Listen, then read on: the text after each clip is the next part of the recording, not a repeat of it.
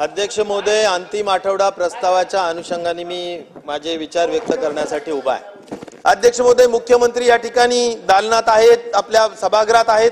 मी या निमित्ताने जाणीवपूर्वक जो काही विरोधी पक्षाच्या वतीने आरक्षणचे जे प्रश्न आहेत त्यावर सुद्धा मी माझे विचार व्यक्त करू इच्छितो।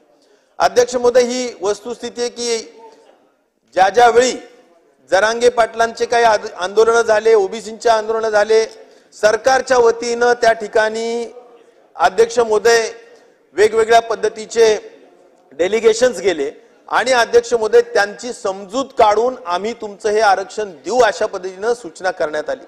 अध्यक्ष महोदय, हे समजत नाही की त्यांना काय सांगितलं की जेणेकरून त्यांनी अध्यक्ष महोदय आरक्षण स्थगित केलं आणि ते जे काही सांगितलं मग ते पूर्ण का केलं जात नाही, हा या ठिकाणी सगळ्यात महत्त्वाचा प्रश्न आहे अध्यक्ष महोदय। आणि त्यामुळे जे काही मुख्यमंत्री महोदयांनी सुद्धा जी सगळ्यांची बैठक घेण्याचं काही ठरवलं, आम्हाला हे माहित नाही की त्यांना काय आश्वासन देऊन आपण थांबवलंय। ते जे आश्वासन दिलं असेल ते पूर्ण करावं अशा पद्धतीची एक रास्त अपेक्षा अध्यक्ष महोदय मी या ठिकाणी करेल।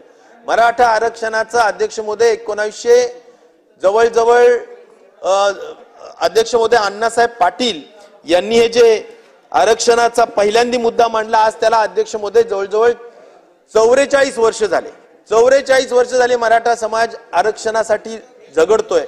अध्यक्ष महोदय, विदर्भामध्ये कुणबी मराठा समाज कुणबीमध्ये आहे, उत्तर महाराष्ट्रामध्ये आहे, पश्चिम महाराष्ट्रामध्ये सुद्धा नगर जिल्हा वगैरे बऱ्याच ठिकाणी अध्यक्ष महोदय आहे। परंतु अध्यक्ष महोदय, ज्यावेळी मराठवाडा हा निजाम राजवटीत होता तर निजाम राजवटीत असलेल्या मराठवाड्याला निजामाच्या गॅझेट मध्ये सुद्धा अध्यक्ष महोदय कुणबी आणि मराठा हा एक आहे अशा पद्धतीने त्या ठिकाणी सांगितलेलं आहे। त्यामुळे ते गॅझेट लागू करा अशा पद्धतीची जी मागणी आहे ती व्हायला पाहिजे। सगळ्या सोयऱ्याच्या संदर्भात माननीय मुख्यमंत्र्यांनी जे काही आश्वासन दिले ते पूर्ण व्हायला पाहिजे। ओबीसींच्या संदर्भातल्या ज्या काही त्यांनी त्या ठिकाणी सांगितलं असेल ते अध्यक्ष महोदय पूर्ण व्हायला पाहिजे। या सगळ्याच गोष्टी अध्यक्ष महोदय, एक महाराष्ट्र हे अत्यंत साधू संतांची भूमी आहे, समाज सुधारकांची भूमी आहे। इथं कुठेही जातीय तेढ निर्माण होऊ नये असं सलोख्याचं वातावरण राहावं आणि संवेदनशीलतेने सरकारने हे आरक्षणाचे प्रश्न तातडीने सोडवावेत अशा पद्धतीची विनंती या निमित्ताने मी अध्यक्ष महोदय करेन।